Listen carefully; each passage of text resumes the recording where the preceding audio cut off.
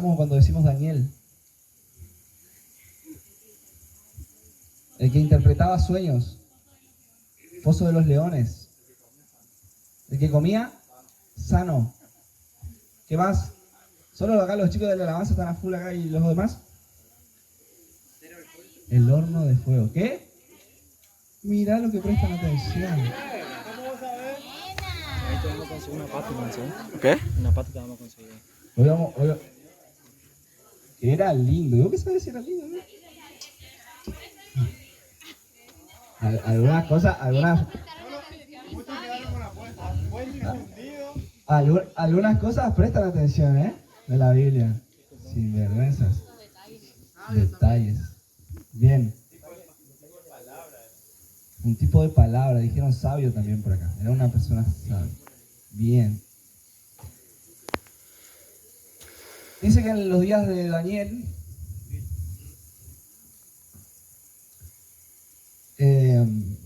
su pueblo o su país sufrió una conquista de un enemigo.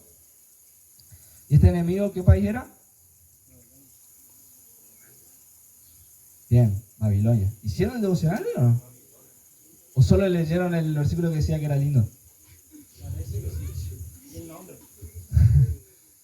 Bien, Nabucodonosor. Había una pregunta en el devocional. Y esta también tiene premio. ¿Qué características tenía el rey Nabucodonosor? O sea, para que valga una gorra, denme, digamos, características bien elaboradas, así. Malo. Sí, ¿qué más?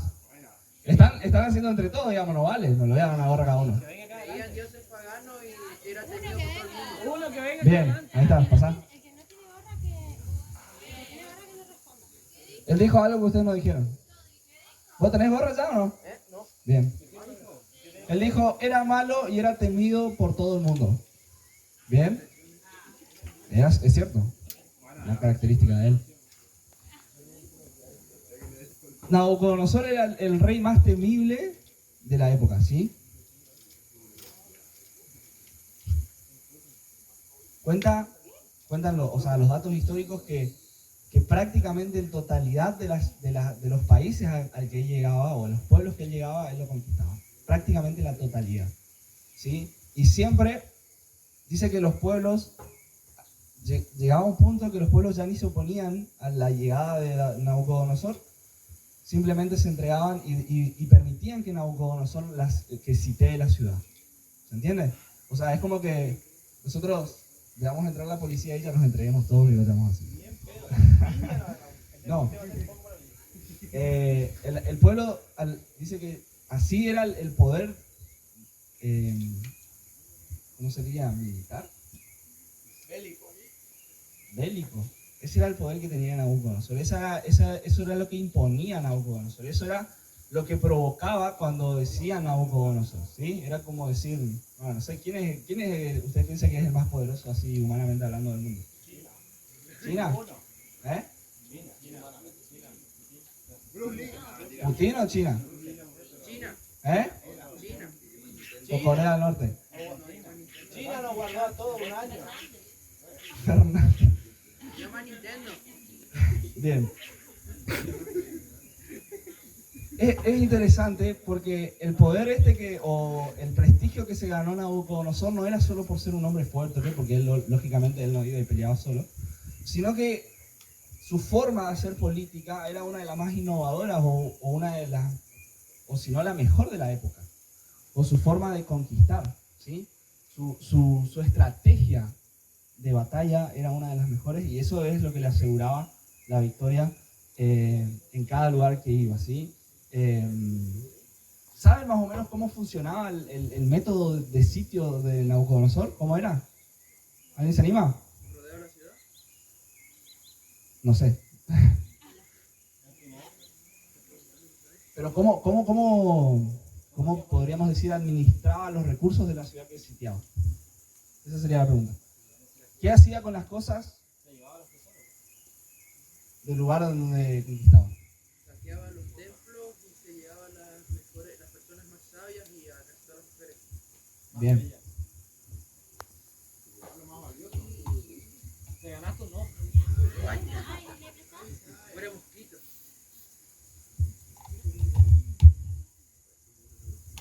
Bien, ¿quién sabe? ¿Qué dice? ¿Se llevaban qué? Los utensilios sagrados, bien. ¿Qué más? Las cosas de la casa de Dios y ofrecía a sus dioses, bien. Sí, eso es en cuanto a lo material, pero ¿cómo era la estrategia, digamos, de Nabucodonosor? ¿Cómo se manejaba en el sentido de que sitiaba un lugar, conquistaba y lo seguía teniendo, digamos? ¿Tomaba qué? Las personas más importantes, bien. Pero esas personas importantes se las llevaba con él, digamos. Dejaba a los necios. Cuando Nabucodonosor sitiaba un país o un pueblo, la forma, digamos, de hacerlo, digamos, o lo que le generaba a él aún mucho más riqueza y poder era la siguiente. Él llegaba a la ciudad y a veces no se hacía la conquista, digamos, en una sola vez, sino que en 2 o 3 o en 4. Entonces, la primera vez que llegaban, seleccionaban a la persona clase alta, la persona estudiada, ¿sí? La persona que podría llegarle a dar algún tipo de beneficio al rey o podría aportarle algo de inteligencia al rey en su imperio, ¿sí? Esa era la primer tanda de personas que eran cautivadas o eran llevadas como prisioneros, ¿sí? Después, lo que hacía Nabucodonosor era, obviamente, estas personas de clase alta y estas personas pudientes e inteligentes eran los dueños de la tierra, ¿sí? Entonces, cuando se iban esas personas, las tierras quedaban vacías. Lo que hacía Nabucodonosor era dividir esas tierras vacías a la gente pobre, a los trabajadores, y lo que hacía era cobrar un impuesto de lo que generaban esos pobres en las tierras de él. ¿Se entiende? Entonces, Nabucodonosor se llevaba a todos los sabios e inteligentes para que trabajen con él y lo aporten en su imperio, y la clase pobre y trabajadora quedaba cultivando la tierra para él. ¿Bien? Esto era lo que le generaba tanto poder y tanta autoridad a Nabucodonosor, ¿sí? Al imperio babilónico. Después, por esto, ustedes después, si siguen leyendo la historia de Daniel, nosotros no podemos extenderlo mucho porque tenemos solo 1 hora y media, pero después, si ustedes siguen leyendo la historia, se van a dar cuenta de que en un momento de la historia, Nabucodonosor se vuelve orgulloso por todo lo que hace, ¿sí? Y no era de esperarse menos, digamos. Nabucodonosor era una persona inteligente, estratega, era una persona que estaba siempre un paso adelante de los demás. Y esto, bueno, después le trajo sus consecuencias y su orgullo le jugó una mala pasada. ¿Alguien sabe lo que le pasó a Nabucodonosor? Se convirtió en animal. ¿Alguien sabe o no? ¿Se convirtió en animal? Se convirtió en animal. ¿Sabían eso o no? Lean la Biblia, Brizada. Lean la Biblia. En una de esas conquistas, Nabucodonosor llega a Jerusalén. Y el versículo, a ver, vamos a seguir acá. Vamos a ir a Daniel 1. No sé si pasó esto, ¿no? Sí, pasó, sí. Ahí sí selecciona. Ah, pero no se ve, ¿no? ¿Esto se ve? Está muy lejos. Ah, Iván, pusiste una tabla atrás tuyo, ya mío. Si igual no van a estar tan lejos. Chicos, yo paso 2 horas y media armando cada PowerPoint. Para que ustedes nos lean. Vengan y siéntense en el sol sin vergüenza. Lean esa cosa ahí. ¿Sabés cuántas horas trabaja Oriana para armar las imágenes que ustedes ven ahí? Para que después ustedes se pongan cómodos allá y no quieran pasar un poco de calor. Bueno, lean entonces, ¿qué dice? ¿Qué dice? Selecciona a todos los jóvenes sanos, fuertes y bien parecidos, le dijo. Está adivinando. Bien, sigue.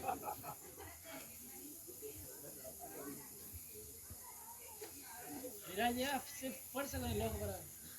Sí. Aunque no se entiende porque te la tabla, ¿sabes? Mira, casi van. Bien, leemos. 1.4, ¿sí? Selecciona, o podríamos decir, elige solo a jóvenes sanos, fuertes y bien parecidos, o de bien parecer, le dijo. Asegúrate de que sean instruidos en todas las ramas del saber, que estén dotados de conocimiento y de buen juicio y que sean aptos para servir en el palacio real. Enseña a estos jóvenes el idioma y la literatura de Babilonia. Entonces, esta instrucción que Nabucodonosor le estaba dando al jefe de Estado, ¿cuál es o qué número en qué orden, digamos, fue? ¿Fue la primera, la segunda y la tercera? Habíamos dicho que en la primera llevaban a los más sabios y entendidos. En la segunda se llevaban o distribuían las tierras. Esta fue la primera instancia, digamos, de la conquista de Nabucodonosor en Jerusalén, ¿sí? De llevar a la gente sabia. Bien, me parece interesante porque empieza diciendo el texto de Daniel en el versículo 2, el Señor le dio la victoria sobre el rey Joacim de Judá y le permitió llevarse algunos de los objetos sagrados del templo. Así que Nabucodonosor se los llevó a Babilonia y los puso en la casa del tesoro del templo de su Dios. Me parece interesante cómo empieza el versículo 2. Dice, el Señor le dio la victoria sobre el rey Joacim de Judá. Habíamos hablado de la soberanía de Dios en el primer mensaje del gran Yo Soy, de que Él está por encima de todas las cosas. Y cada cosa que ustedes pueden llegar a pensar, o todavía esas cosas de que no pueden llegar a pensar, están bajo el dominio de Dios. No se le escapa nada. Y si hacemos una lectura rápida, quizás podemos decir, sí, mira, Nabucodonosor conquistó Jerusalén, otra ciudad que conquistó. Pero no fue solo Nabucodonosor, sino que fue Dios el que le permitió a Nabucodonosor sitiar a Jerusalén. O fue Dios el que le dio la victoria a Nabucodonosor sobre Jerusalén. Bien, y esto es algo importante. Daniel y sus amigos fueron elegidos por Dios a través de la conquista del enemigo. Daniel y sus amigos fueron elegidos por Dios a través de la conquista del enemigo. A veces pensamos que las cosas que pasan están fuera de control de Dios. O que decimos, pará, se te fue un poco la mano. ¿Qué de bueno puede tener esto? ¿O qué, si Dios es tan poderoso y Dios está al control de todas las cosas, ¿por qué pasan estas cosas? Si Dios tiene el poder sobre la naturaleza, ¿por qué pasa aquello? Si Dios tiene el poder sobre la ciencia, ¿por qué pasa aquello? Y nos preguntamos esas cosas. Pero nada escapa del control de Dios. Nada escapa del conocimiento de Dios. Y Dios, si tiene que usar a tu enemigo para elegirte, lo va a hacer. O para seleccionarte a través de tu enemigo. Todo es usado por Dios. ¿Están de acuerdo con eso o no? ¿Están de acuerdo que una persona que no conoce a Dios puede ser usada por Dios? Bien, vamos bien.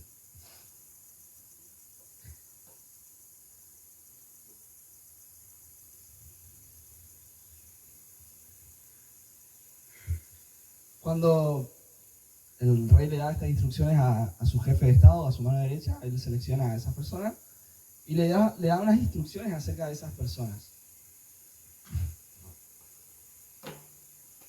El rey les asignó versículo 5.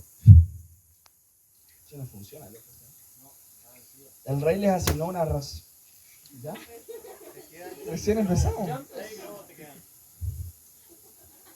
El rey les asignó una ración diaria de comida y del vino que provenían de su propia cocina. Debían recibir entrenamiento por 3 años y después entrarían al servicio real.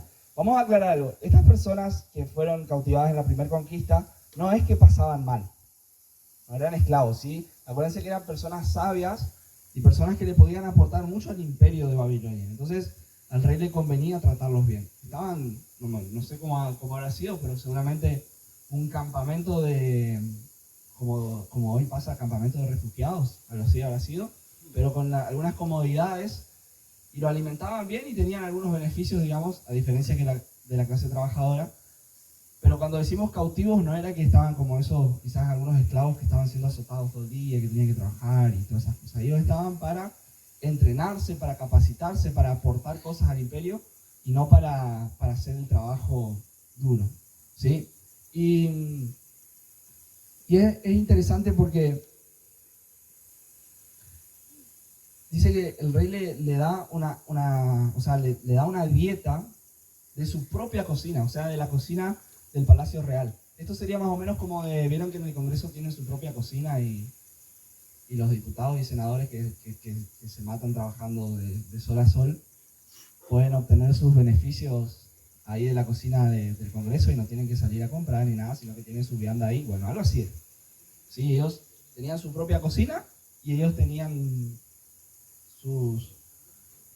su comida especial, su comida, lo mejor de la comida era para ellos y el resto para los demás, ¿sí? Esta comida es muy probable que, porque el texto no aclara, digamos, el por qué después Daniel no quiere comer esta comida. Pero puede ser por dos razones, o son las razones más posibles. ¿Alguien sabe por qué no quería comer? ¿O por qué se propuso no comer? Por ofrenda a los dioses, sí, para no contaminarse está bien, pero ¿por qué? O sea, ¿qué tenía esa comida que lo contaminaba o que lo podía llegar a contaminar?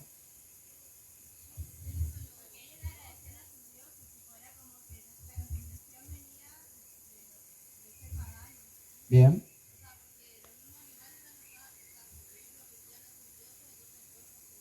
Bien. ¿Sí? ¿Alguien piensa algo diferente? ¿O puede ser que sea otra razón? Puede ser, como todos dijeron, que es muy posible, digamos, que esa comida del Palacio Real primero era sacrificada a los dioses paganos y después ellos cocinaban, digamos, ¿sí? Esa puede ser una de las razones. Por eso Daniel se propuso no comer esa comida. Y otra de las razones puede ser simplemente porque ellos eran hebreos y esa comida podía ser cerdo, podía ser entrañas, ok, ellos tenían prohibido comer ese tipo de comida. ¿Sí? Acuérdense que los judíos, algunos hasta hoy, no comen cerdo, ¿sí? Y no comen entrañas y no comen todas esas cosas porque, bueno, las consideran que son inmundos, ¿sí? Entonces pueden ser esas dos razones, no sabemos porque quizás hayan algunos estudiado sobre el tema y nos puedan sacar esa duda, pero bueno, yo no lo sé, digamos. Por lo menos el texto no aclara. ¿Bien? Qué interesante, un pequeño detalle, digamos, que Daniel haya observado eso. Yo me pongo a pensar en esa situación, digamos, de que hayas sido cautivado por tu enemigo, de que hayas sido sacado de tu familia, de que hayas sido despojado quizás de todas tus posesiones. Me imagino que Daniel venía de una familia pudiente, de una familia que tenía tierras, que tenía animales. En una situación así, llegar al campamento de tu enemigo y preocuparte por lo que vas a comer. Pero no preocuparte por el hecho de que si vas a tener para comer o no, sino de qué es lo que vas a comer. Y esto me enseña o me anima a que no importa en qué circunstancias esté yo,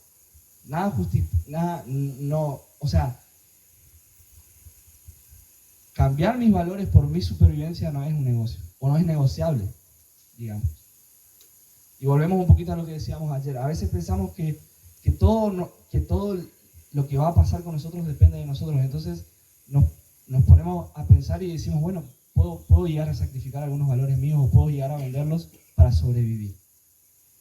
Y la historia de Daniel me enseña que no importa cuál sea la circunstancia o cuál sea la situación, nada es excusa para cambiar tus valores. O nada justifica vender tus principios. ¿Bien? Y te quiero hacer una pregunta. ¿Se lee? ¿Se lee o no? ¿No? Les leo yo. ¿Qué harás cuando los decretos gubernamentales comprometan tu santidad?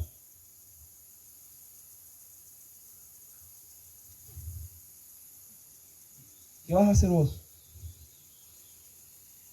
Cuando el gobierno de turno establezcas cosas que pongan en juego tu santidad.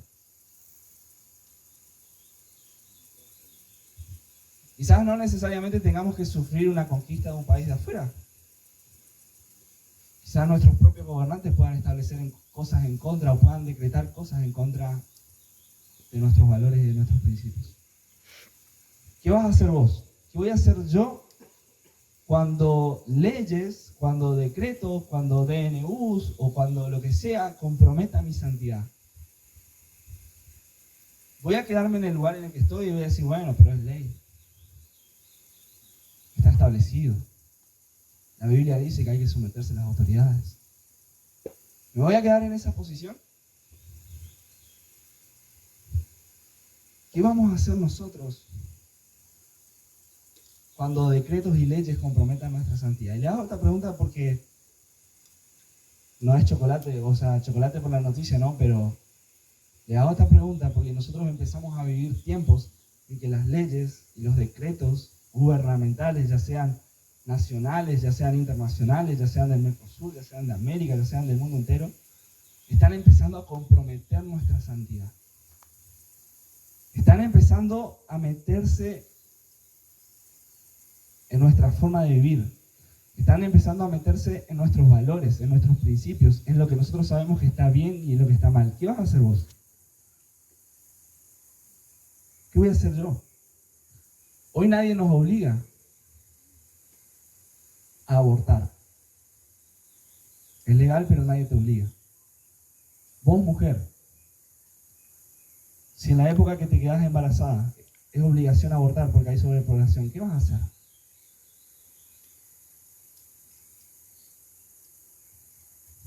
¿Vas a comprometer tu santidad por acatarte a las leyes? Daniel no lo hizo y Daniel se jugó la cabeza por no hacerlo. Y como ayer, como pasó con la historia de José, después Dios lo levanta y cumple su propósito en su vida y hace grandes cosas. Pero volvemos a lo mismo de ayer. ¿Me invitas a un té? Gracias. Gracias a mi garganta. Ayer gritamos mucho porque fuimos la mejor hinchada.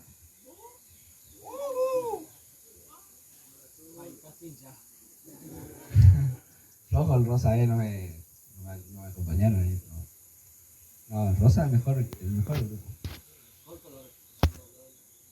El mejor color, el más honesto.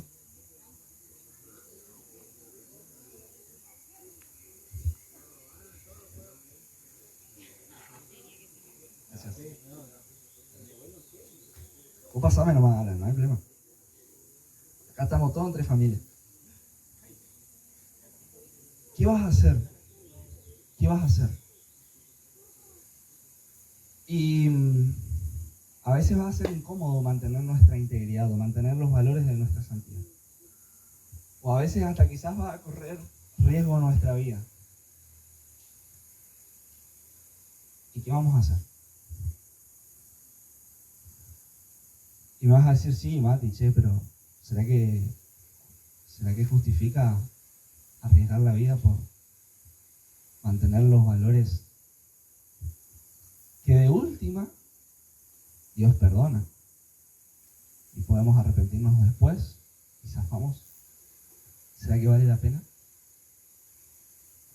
poner en juego nuestra vida? Te quiero dejar picando esa pregunta. ¿Qué vas a hacer vos? ¿Estás seguro de tus convicciones? ¿Estás seguro de tus valores?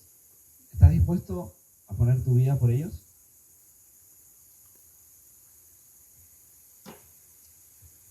La identidad en Cristo es un pilar de la santidad. Habíamos dicho ayer que el amor a Dios es uno de los motores que nos motivan a la santidad. ¿Están de acuerdo con eso? Si no amamos a Dios, ¿para qué practicar la santidad? ¿O para qué esforzarnos en vivir en santidad? Hoy decimos la identidad en Cristo es un pilar de la santidad. Vamos a ver por qué.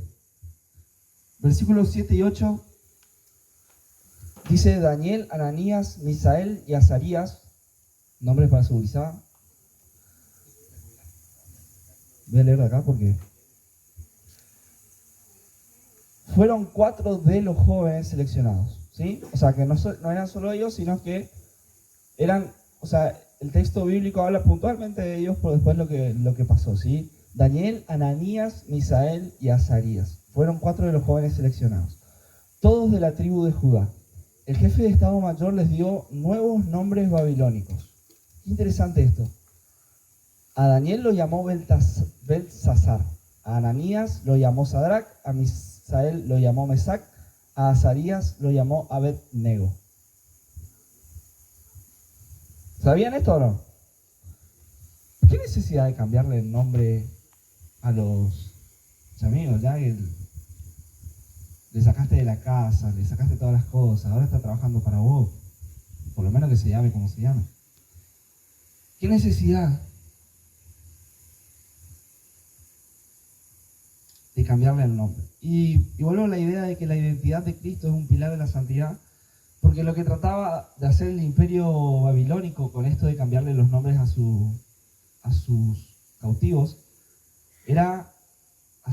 con esto trataban de hacer olvidar sus orígenes, o hacer olvidar de dónde eran, o quiénes eran. Acuérdense que el pueblo hebreo, los nombres para el pueblo hebreo significaban muchas cosas. ¿Vieron que hoy en día, cuando nace alguien, o cuando está por nacer alguien, los padres a veces buscan nombres con significados? Bueno, eso era algo aún mucho más normal en el pueblo hebreo, o hasta casi era determinante, digamos. Los padres casi condicionaban en la totalidad de la vida de su hijo con el nombre que le ponían. ¿Y saben qué significaba Daniel?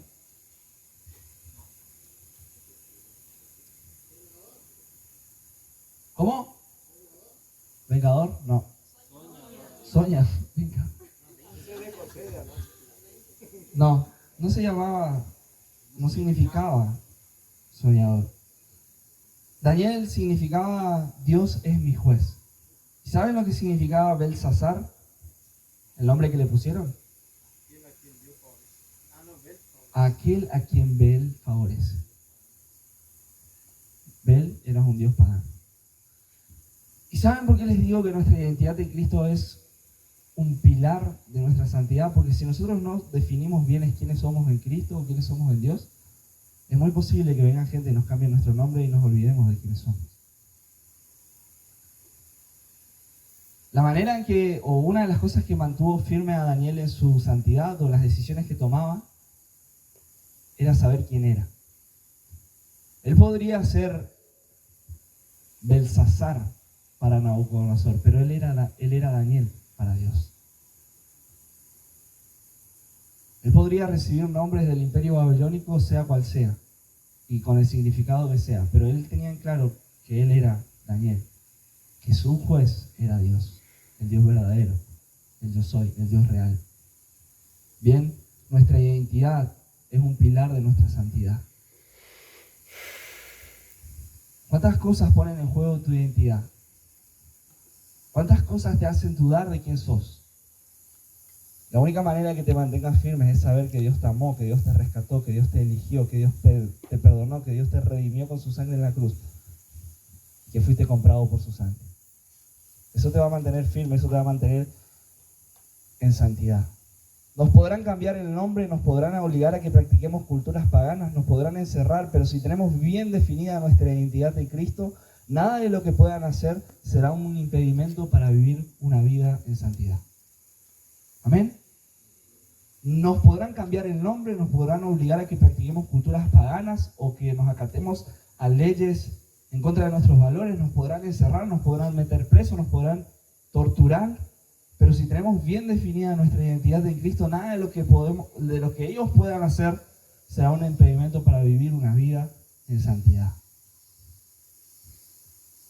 O algunas de esas cosas serán impedimentos para que podamos vivir en santidad.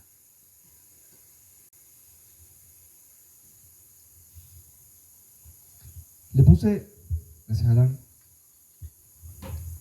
Le puse el nombre a este tema. ¿Ven ahí?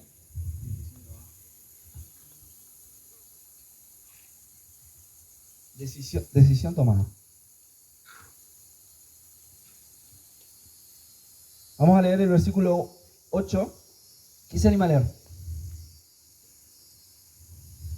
Y Daniel propuso en su corazón no contaminarse con la porción de comida del rey, ni del vino del que bebía.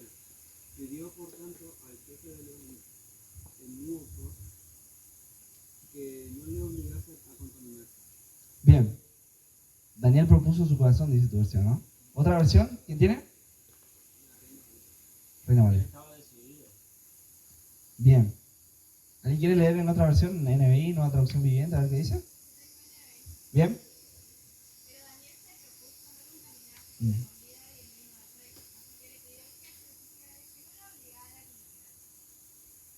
Bien, gracias Yela. Yo tengo anotada en la Nueva Traducción Viviente y dice lo siguiente. Sin embargo, Daniel estaba decidido a no contaminarse con la comida y el vino dados por el rey. Le pidió permiso al jefe del Estado Mayor para no comer esos alimentos inaceptables. Estaba decidido. Estas son palabras que expresan la fidelidad de Daniel a sus principios, a sus valores. Estaba decidido. No iba a importar el contexto, no iba a importar en qué imperio iba a estar o en qué situación iba a estar, ni en qué lugar iba a estar de poder o no. Él estaba decidido a no comprometer sus valores, a no comprometer sus principios.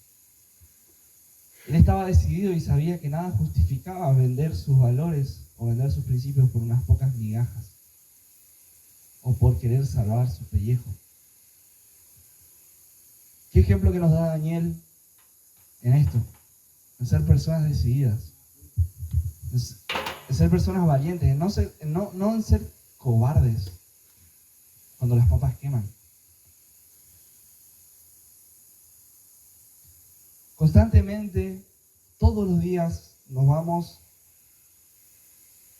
a ver presionados para vender algunos de nuestros principios, de nuestros valores. Ya sea por supervivencia, ya sea por comodidad, ya sea por gozo, por placer.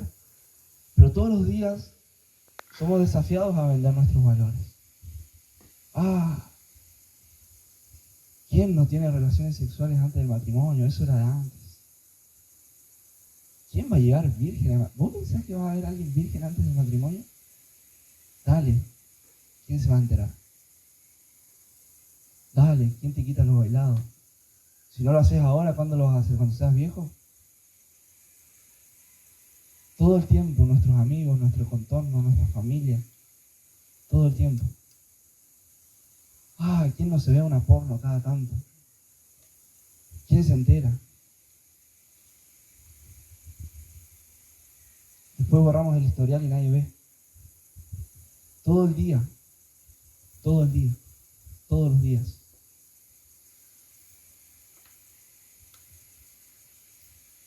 Robarle unos pesos a tu jefe si no está, ¿y quién se entera? No tiene cómo controlar. ¿Cuánto vas a tener que trabajar para comprarte ese auto, esa moto que querés comprar? Nadie llega si lo hace un poquito por atrás. Todo el tiempo. Somos tentados, todo el tiempo somos enfrentados, porque acuérdense que vivimos en un tiempo, vivimos en un mundo donde lo bueno es malo. Y donde todo lo malo, o todo lo que está mal, es bueno, o da mérito, o da prestigio. Qué difícil que es encontrar hoy en día una persona influente en la sociedad con valores y con principios. La mayoría de los famosos, la mayoría de las personas que conocemos, fueron conocidas justamente por cagarla, justamente por hacer las cosas mal. Y en ese mundo en el que estamos, en esa sociedad en la que vivimos, por eso les digo que todo el tiempo somos tentados en las publicidades, en el marketing, en el consumismo, en todo. Somos tentados y somos seducidos a vender nuestros principios, a vender nuestros valores. La forma de poder sobrepasar esas cosas es estar decidido. Es presentarte delante de Dios y decir, Señor, yo me decido. Y sé que me va a costar, sé que me va a doler, sé que me voy a privar de un montón de cosas, pero me decido a hacerlo.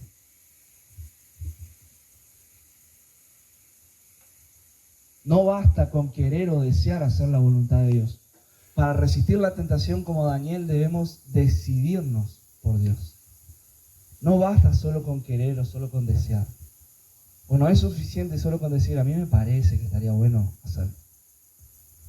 O yo quise hacerlo, pero bueno, me pudo, fue más fuerte que yo. No basta con eso, no alcanza. No alcanza. Tenemos que decidirnos por Dios. Saben que la obra santificadora o el proceso de santificación de nuestras vidas lo hace el Espíritu Santo, ¿sí? Él cumple esa función en nosotros. Pero yo estoy convencido de que la santidad de un cristiano, aparte de la obra del Espíritu Santo, depende de las decisiones que nosotros tomamos. No podemos tirarle toda la pelotita al Espíritu Santo y decir, bueno, eso hace el Espíritu Santo. Si yo no soy santo es porque el Espíritu Santo no está haciendo su trabajo.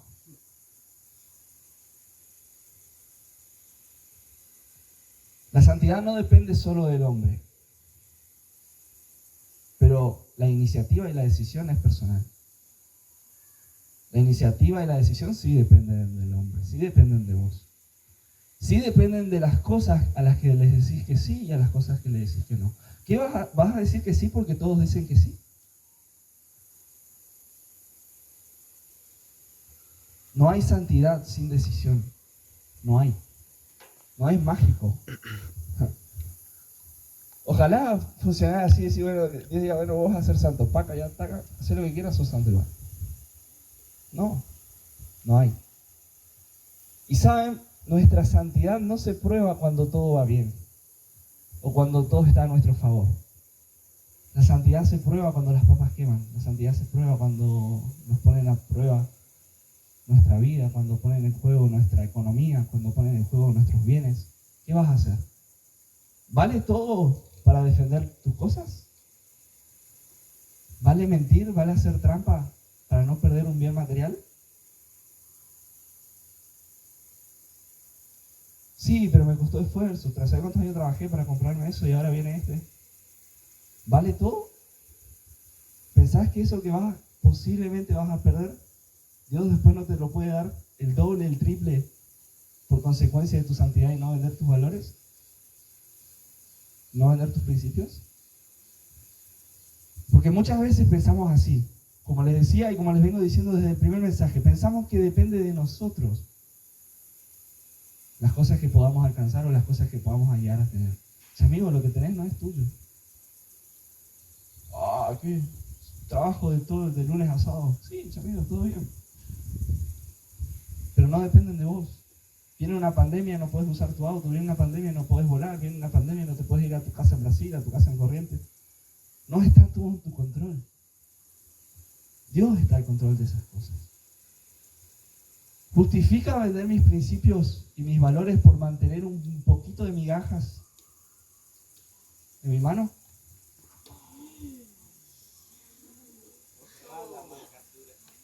Acá están atentos ya. ¿Vieron lo que pasó? Se enteraron.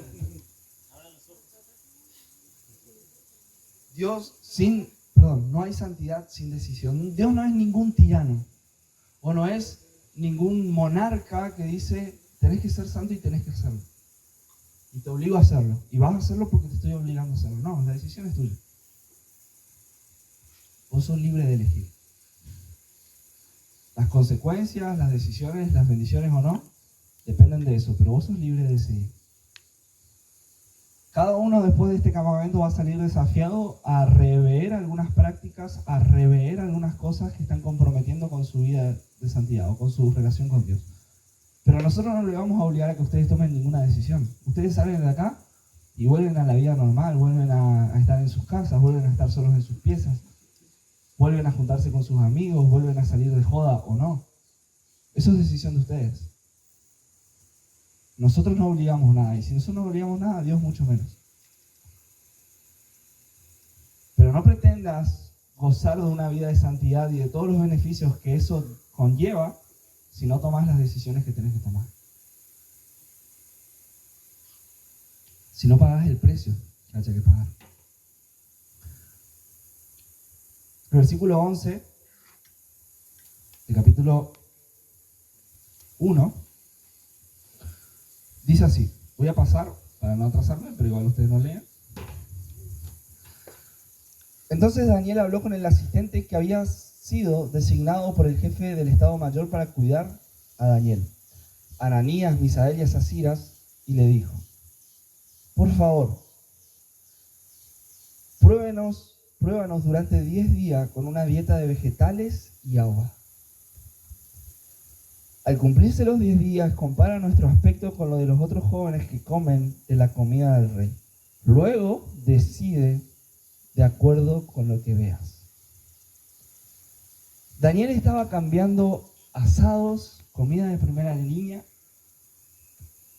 y posiblemente uno de los mejores vinos de la época para tomar sopa y tomar agua.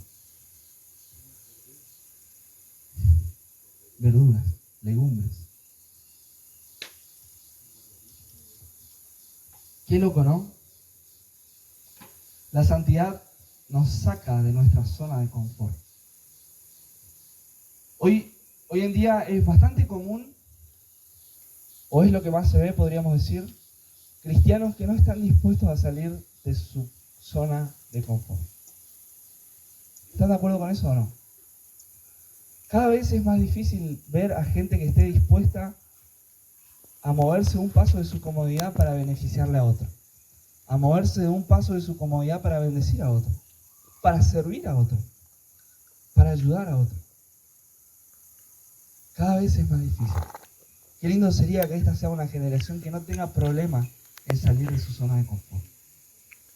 Qué lindo sería que esta sea una generación en que no importan los esfuerzos que tenga que hacer con tal de servirle al otro y que el otro pueda estar un poco mejor. Que no importa cuántas horas menos pueda dormir de noche o a la siesta con tal de servir a los demás. Qué lindo que esta generación pueda ser esa generación, que pueda revertir quizás lo que veníamos siendo hasta ahora. Que dejemos de ser egoístas y de quedarnos con nuestras bendiciones solamente para nosotros y que podamos empezar a usar eso para bendecir a los demás.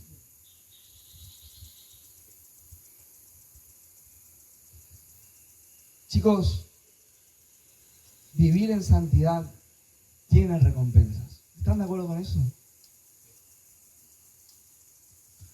La santidad trae recompensas. Me va a decir, sí, chabón, pero todo lo que me contaste hasta ahora me digo que no. No parece ser muy recompensador. Vivir una vida que agrada a Dios tiene recompensas. Tiene muchas más recompensas que lo que nos podemos imaginar. Y voy a ir terminando porque ayer me dijeron que prediqué como 70 minutos, así que hoy les devuelvo esos minutos que me excedí. No, van 20, recién 15. ¿De qué cayó el like? 50. Vivir en santidad tiene sus ventajas, tiene sus beneficios. Chicos, es negocio vivir en santidad. Vale la pena. A estos 4 jóvenes Dios les dio aptitud excepcional para comprender todos los aspectos de la literatura y la sabiduría. ¡Wow! Les dio aptitud excepcional para comprender todos los aspectos de la literatura y la sabiduría. Todos. Todo, gurizada. ¿Saben? Cuando leo esto, me viene a la mente, sigo en mis redes sociales quizás algunos filósofos cristianos y personas que saben mucho y que estudian mucho y que tienen ideas locas y como que parece que siempre están un paso adelantado.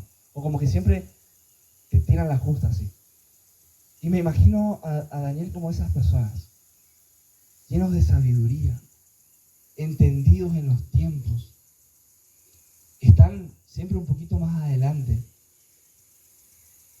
Estoy seguro que al igual que Daniel, esas personas a las que sigo en mis redes sociales practican una vida de santidad. No depende de vos qué tan inteligente puedas llegar a ser o qué tanto puedas entender acerca de la Biblia, acerca de la vida o acerca del conocimiento en sí. Acordate de que Dios es soberano sobre todas las cosas y sobre eso también. Me vas a decir, sí, yo, pero soy re burro, mira. Repetí 3 años en la secundaria, ¿me va a dar algo a mí? ¿Me va a dar sabiduría a mí? El principio de la sabiduría, dice Proverbios, es el temor de Dios. O sea que la sabiduría no depende de cuántas neuronas tengas en tu cabeza. La sabiduría depende de cómo vivas tu relación con Dios, de cómo vivas tu vida en relación con Dios.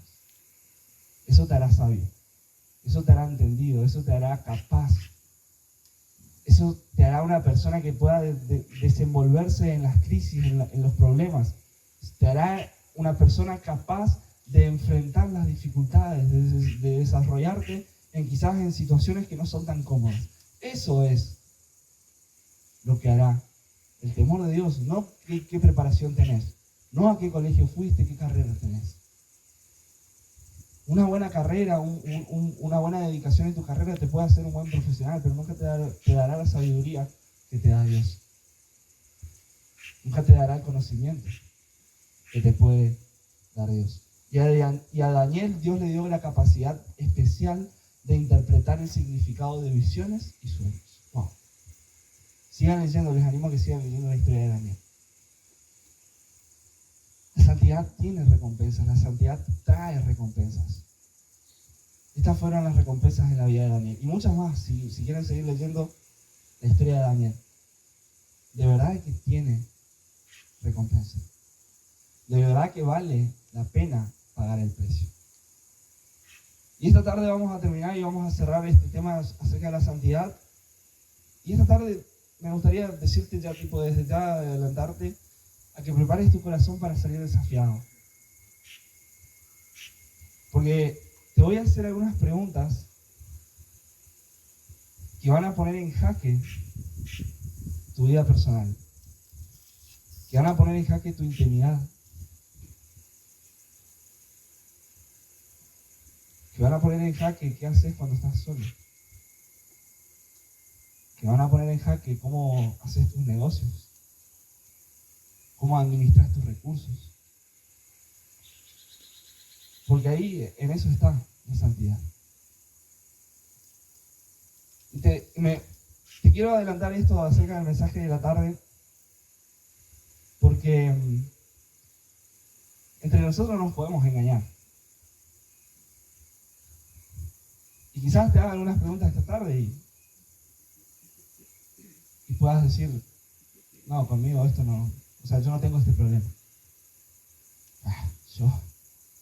¿Vos sabés quién soy yo?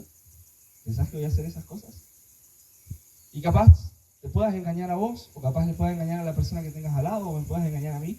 Porque no se trata de mí, ni de los que están al lado, ni de nadie que está acá. Pero el engañarte a vos y el no asumir tus cosas no trae bendición, no trae prosperidad. Todas estas cosas que alcanzaron tanto Daniel como José no fueron el resultado de un engaño personal durante toda su vida y ocultar sus valores y sus principios. Fueron resultados de mantenerse firmes, a pesar de pagar el costo que tenían que pagar. La santidad de Dios trae recompensas. El deseo de mi corazón es que las decisiones que puedas tomar hoy, o las que quizás tomaste ayer, o las que vas a tomar durante el día de hoy, puedan ser decisiones que marquen tu vida. Que este campamento sea un antes y un después para vos, que te des cuenta de que a partir de ahora las cosas son diferentes. Vale la pena. Lo digo por experiencia propia, vale la pena vivir en santidad. Vale la pena consagrarse a Dios. Vale la pena apartar nuestras cosas para poner en primer lugar las cosas de Dios. Vale la pena. Tiene sus recompensas. Hace un poco hablamos sobre fracaso total. Algunos de ustedes estuvieron ahí cuando fuimos a visitar a la otra iglesia. De eso se trata. De esas recompensas se trata. ¿Dónde estás haciendo tus tesoros? ¿Dónde estás produciendo riquezas?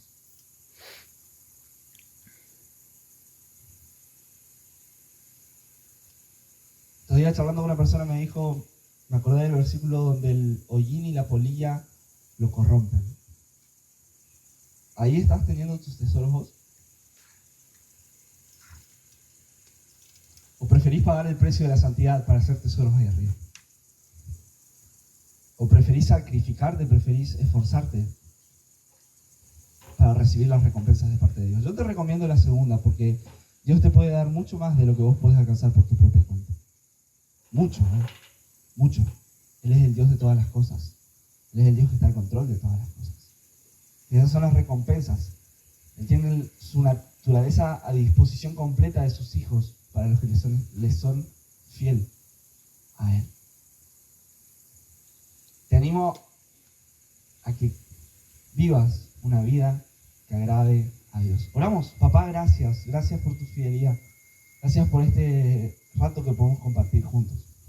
Gracias porque una vez más nos despertamos con un hermoso sol, con un calor hermoso, cuando todos los pronósticos eran lluvia, tormenta, y podemos estar acá. Gracias porque una vez más nos demostrás que estás al control de las cosas, que sos el Dios que tiene la autoridad sobre los cielos, sobre la tierra, sobre el mar, sobre la lluvia, sobre todas las cosas. Y gracias porque nos desafías a nosotros a vivir en santidad y a vivir en una vida que te agrada a vos. Qué lindo es que una persona decida agradarte a vos. Y qué tan hermoso es que el Dios creador de todas las cosas anhela y desea que yo viva una vida que lo agrade. Qué lindo es tenerte a vos como Dios y saber que me elegiste. Saber que nos elegiste a cada uno de nosotros porque nos amás, porque nos querés cerca, porque tenés grandes cosas para nosotros, porque tenés millones de bendiciones si vivimos una vida que te agrada a vos. Padre, gracias por esta gurizada, gracias porque sé que están decididos a vivir en santidad. Gracias porque sé que a partir de hoy cosas van a corregir en su vida, cosas van a dejar de hacerlas, cosas van a empezar a hacerlas para agradarte más a vos, para vivir en santidad. Gracias. Gracias, Jesús. En el nombre tuyo oramos. Amén y amén.